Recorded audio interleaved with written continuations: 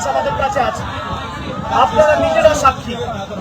সুতরাং সাংসদ হিসেবে আগামী দিন প্রিভিলেজ মোশনও মুভ হবে এবং আমরা হাইকোর্ট সুপ্রিম কোর্ট অব্দিও যাব।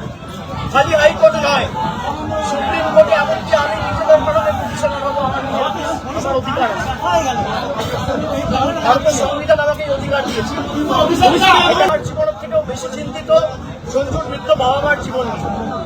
তাদের প্রাণের উপর যে প্রাণঘাতী হামলা হবে, আমি সেই কারণে এখন এখান থেকে বেরিয়ে যেতে পারি, আমি চলে যেতে পারি, কিন্তু আমি চলে যাওয়ার পরে অ্যাটাকটাও বেঁধে দেবো। পুলিশ প্রশাসনের লোকেরা যদি থাকতো আমি হয়তো বেরোতে পারতাম এদেরকে ছেড়ে, যে পুলিশের উপর ভরসা করে বৃদ্ধ বাবা মাকে ছেড়ে আমি বেরিয়ে আসতে পারতাম। যতক্ষণ না ভোট শেষে যারা দোষী তাদের বিরুদ্ধে ব্যবস্থা নামে আমি এখান থেকে শুরু একজন শুরু।